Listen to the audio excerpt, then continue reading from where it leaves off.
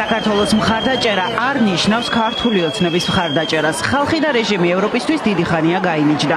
ამის საჩვენებლად კი სულ უფრო ღია და ხისტი ხდება განცხადებები ევროკავშირიდან. ასე იყო დღეს ბრიუსელში, სადაც ლიდერები ევროპული საბჭოს სხდომაზე შეიკრიბნენ. ოცნების ხელისუფლებას კიდევ ერთხელ განუმარტეს, რა არის ტოტალური დემოკრატიული უკანდახევის მიზეზები. ფორმულა მარტივია. ადამიანის უფლებების, კანონის უზენაესობის, ევროპული სტანდარტების, საკუთარი ქვეყნის კონსტიტუციის დაცვა, რასაც ევროკავშირის ყველა კანდიდატი, ანუ ქვეყანა, რომელსაც ამ გაერთიანების წევრობა სურს, უნდა აკმაყოფილებდეს. მაგრამ ოცნების პოლიტიკა ახლა ყველა ამ კრიტერიუმის უკუპროპორციულია. We are supporting Georgian people. ჩვენ მხარს უჭერთ ქართველ ხალხს, მაგრამ ჩვენ არ ვუჭერთ მხარს საქართველოს მთავრობას. საქართველოს მთავრობას მიჰყავს საქართველოს არასწორი მიმართულებით, რომელიც არ მიდის ევროპისკენ. ამიტომ ჩვენი ძლიერი გზავნილია ქართველი ხალხისადმი, რომ ჩვენ ვდგავართ მათ გვერდით. მაგრამ ვიდრე მათი მთავრობა არასწორ ნაბიჯებს დგამს, კანდიდატობასთან დაკავშირებით წინ ვერ წავალთ.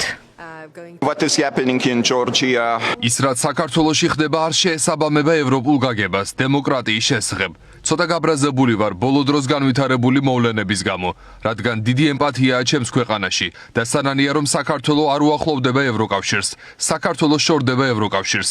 ვიდრე არ გააცნობიერებენ რომ დემოკრატიის წესებს, ადამიანის უფლებებს და კანონის უზენაესობას პატივი უნდა სცენ, სიტუაცია ძალიან გართულდება და ძალიან სამწუხარო იქნება თავად ქართველი ხალხისთვის, რომელიც ელის საკუთარი ქვეყნის პროგრესს ევროკავშირისკენ მიმავალ გზაზე. ამ პრინციპებიდან უკან დახევა, რაც ცალსახად ოცნების პოლიტიკის შედეგად ფასდება, სერიოზულ საფრთხეს უქმნის პერსპექტივას, რასაც საქართველოს მოსახლეობის უდიდესი ნაწილი ითხოვს და ელის. ეს ევროკავშირში გაერთიანება.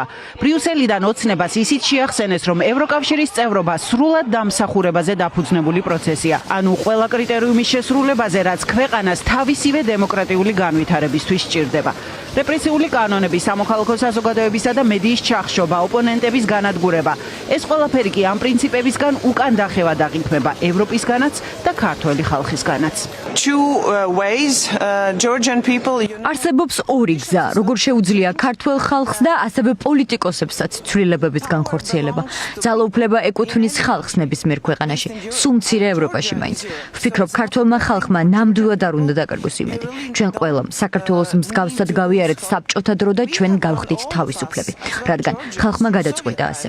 არც ერთ პოლიტიკოსს არ შეუძლია გადაწყვიტოს ხალხისა და საზოგადოების ნაცვლად. ევროკავშირში გაწევრიანების პროცესი დამსახურებებს ეფუძნება. ჩემი გზავნილი ყველა ქვეყნისთვის ერთნაირია. თუ ისინი აკმაყოფილებენ კრიტერიუმებს, ჩვენ წინ წავიწევთ დისკუსიებთან დაკავშირებით. ევროკავშირის აღმასრულებელი შტოს იდენტური გზავნილებია საკანონმდებლო ინსტიტუციიდანაც. საქართველოს საკითხს მწვავე დებატები მიეძღვნა ევროპარლამენტში. აქაც ოცნების რეპრესიები განხილვის მთავარ საკითხებს შორის იყო. ევროპელი დეპუტატები ხედავენ, რომ ოცნება რუსული რეჟიმის სცენარით მოქმედებს და ამით ეწინააღმდეგება საკუთარი ხალხის ნებას. ამიტომ დეპუტატების თანადგომაც ხალხს ეკუთვნის და არა ოცნების რეჟიმს.